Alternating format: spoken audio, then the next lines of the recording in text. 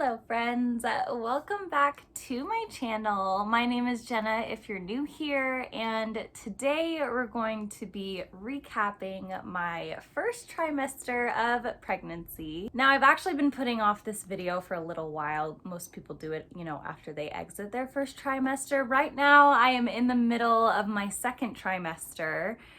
I will be 6 months as of Wednesday. So right now it's Monday, so in 2 days I'll be 6 months pregnant. So we're going to relive our first trimester and talk about it. If you don't know me, my husband and I were married in 2018, so we're coming up on 4 years of marriage, and this is my first baby, first pregnancy, and we are having a baby boy. So I am super excited to get into this. Let's start off with symptoms. Now, if you did not watch my symptoms that were in my 2-week wait, that actually covers your first pregnancy month, so week 0 to week 4, because you find out you're pregnant around week 4. But these are all the symptoms after I had already gotten a positive pregnancy test. Week 5, I actually started getting some cramping, and that did cause some anxiety. Thankfully, I'd watched other symptoms videos, and it seemed like a lot of people were also experiencing cramping, so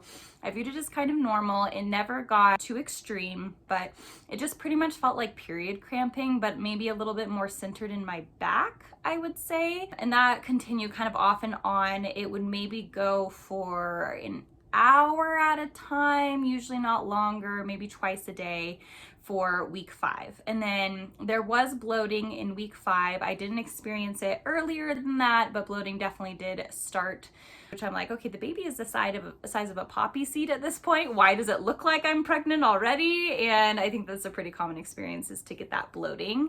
And then afternoon fatigue was a really, really big one. And that one just kind of continued throughout my whole first trimester. Around 2 to 3 p.m. when that hour would hit, I would feel so tired, so exhausted. Now week 6, people always describe the pregnancy glow, and I would definitely say by now my skin has cleared to the point where I don't have any acne or normal acne. And before a normal cycle, I would get acne kind of in my T-zone. But being pregnant around week 6, I noticed that I would just get these huge pimples right on my cheeks. But I think it was just hormones working themselves out. I also got a lot of shoulder and back acne my whole first trimester. And I'll talk about something that I used that really, really helped clear that up. Also, another symptom during week 6, felt like I could not get full. I could eat however much I wanted and I never got full. And I was constantly craving kind of salty carb-like foods. So that was a huge part of my week 6. And then I will say during week 6, this is kind of when the anxiety started to kick in, because I wasn't nauseous during week 6, pretty much at all. Nausea would come around week 8, but I wasn't nauseous during week 6. And then I started getting, a little bit anxious about why I wasn't nauseous, because morning sickness seemed so common. So many people I knew had morning sickness.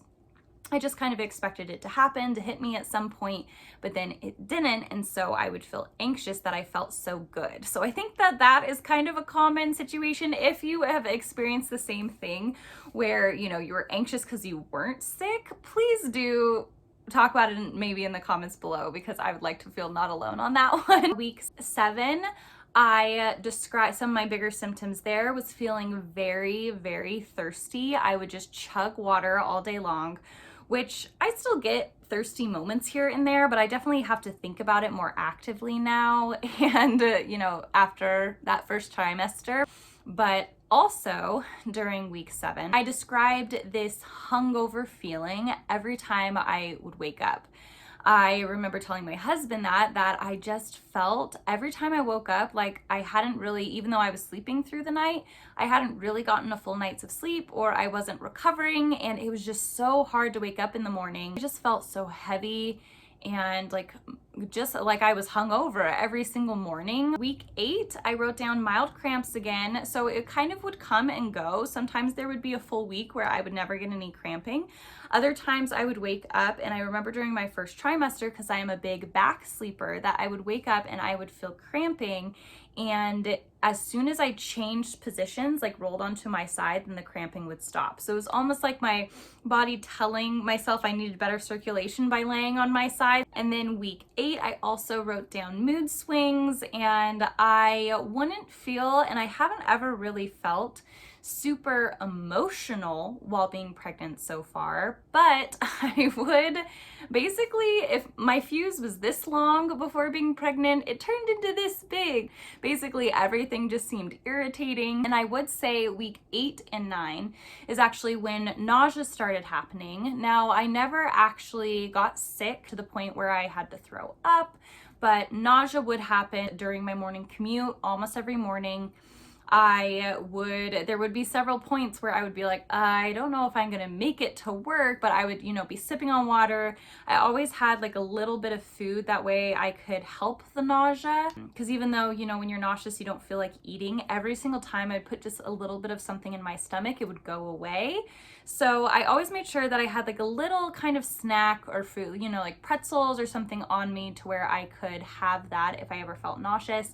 In my morning commute for a good month or so, I felt nauseous every single time I was on my morning commute, but then it would fade around noon. It was pretty much gone by then. But then week 9 is when I had the really, really weird smells come on, and I've heard other people describe this too, and I don't even know how to really say what things smelled like, but it's almost like everything smelled bad, but in the same way. Like there was like this haunting bad smell that it seemed like almost everything had. And it was almost like burnt toast or like rotting bread is how I would describe it. But also regular things that would smell good, I couldn't smell normally. For example, my perfume, every single time I sprayed it, it literally smelled like I was spraying Windex. It just smelled like straight chemicals. I couldn't smell any sweet smell from it. And honestly, I think it's probably just a female's body's response to letting you know that there's chemicals in your environment. These chemicals may not be safe for you, for baby, for your skin, for your health, may not be safe to absorb. So it's just kind of like a warning for, you and your body that you become then hyper aware of all the chemicals that are in your environment. And there are so many chemicals in our environment, I can see why. And then week 10 through 12, those weeks were just pretty consistent. I would be nauseous in the morning, I would be fatigued in the evening, and then my smells were very, very off for that. Were just things just smelled bad. Specifically, chicken would smell terrible when it was cooking, which I think is a very common thing for some reason, like poultry and chicken smelling horrible. And then also ramen noodles, like any kind of noodle in water when it was boiling smelled very strange, and ramen smells terrible, and it still smells really terrible. So those are the pregnancy symptoms that I had during my first trimester. So now let's talk about cravings. So in terms of cravings this pregnancy, I have not really craved sweet things for the most part. Sometimes there will be moments where I will want something sweet, but it's almost more on the fruity side, which beforehand I would crave things that were sweet in a chocolatey way, or like peanut butter kind of, that like peanut butter chocolate kind of thing, instead of something that was, sweet and fruity like sorbet or, like citrus. And since being pregnant, I feel like citrus is more what I'm craving when I'm craving something sweet, as opposed to the chocolatey thing. Mostly in the first trimester, it was all just salty foods. For a while, I just wanted everything to be spicy. I really, really wanted spicy foods for, I would say, month 1 and 2. I just wanted spicy foods, and everything spicy tasted good. I would put hot sauce on things. I would opt for like Thai food or just something that tasted super, super spicy. Also, specifically anything cheesy like mozzarella sticks, I really, really wanted. There was a few times where I just went out only to get mozzarella sticks. And then kind of the typical salty craving for pickles. I've been buying pickles regularly now, which wasn't necessarily part of our grocery order before, but now it is. So yeah, just salty salty things, spicy things, not really sweet things during this pregnancy. Now let's talk about first trimester essentials. Now I am not a huge like need to buy things kind of person, but I did place just a basics order, and I think I found some really good things there that I will link down below. One of those things is the pregnancy book I know you have heard of, everyone's heard of, everyone has it. It's called the Pregnancy Bible, pretty much. It's what to expect when you're expecting. And I just wanted something that was just, you know, with it being my first pregnancy, just something that was a complete overview of all things, symptoms, at what months I should be experiencing it. And honestly, it's taught me a lot. It's made me feel a lot better about having certain symptoms at different times. And also when I hear about different symptoms I could be having, I'm like, oh, okay, well, at least I don't have that. So I think it's a really good overview. It's a really good starting point for a first pregnancy. So for that, I would recommend it. The second thing that I got was actually a pregnancy journal. And so this one I got, I will link it down below. It's called Growing You, and it's broken out by month. And it has just some fun things that you can add, like I'm sure many pregnancy books do, just like prenatal appointments, the current guidelines for a healthy pregnancy, different resources that you're liking for this pregnancy. And so each one is kind of broken out, and you can see, you know, little baby ultrasound photo. There's our little baby's ultrasound photo right here. And so it's kind of broken out. They do month 1 and 2 together, you know, because you don't know that you're pregnant during month 1. And so you just answer all these different questions. And so it's a really fun way to kind of look back and to have things. I think probably with each pregnancy, I might get a different kind of pregnancy journal and just experiment with different ones, just because I'm journal obsessed, like I said. And so I think I will want to explore different ones, but this has been a really fun one for this pregnancy. Other pregnancy essentials. Now for me, these worked really well, but like I said, I only had mild nausea. So I got these tummy drops. They are very strong, and it really helped when I was having mild nausea episodes when I was driving in the car. So I would just keep these in my purse, pop one in my mouth. And for second trimester heartburn, it's actually working really, really well for that too.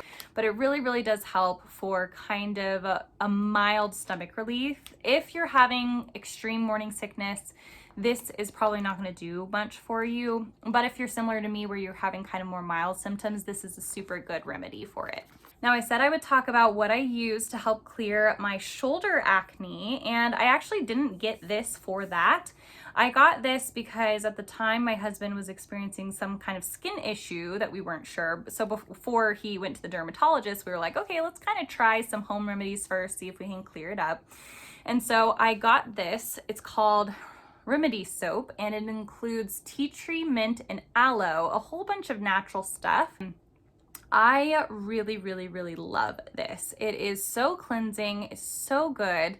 It helps a wide variety of skin issues, like different kinds of rashes, itchy skin, and it just helps rejuvenate it. But I used this on my shoulders and it cleared it right up. Now I got this, I haven't used a whole ton of it, as you'll be able to see, but everyone seems to recommend this for stretch marks. So I got this towards the end of my first trimester because, you know, I wasn't really stretching much during my first trimester, but mostly for my second trimester.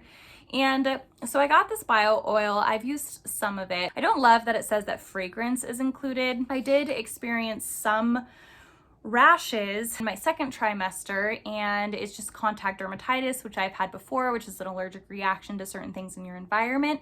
And a lot of things can set it off. One thing being when fragrance is added to different beauty supplies. So I was using this for a little while.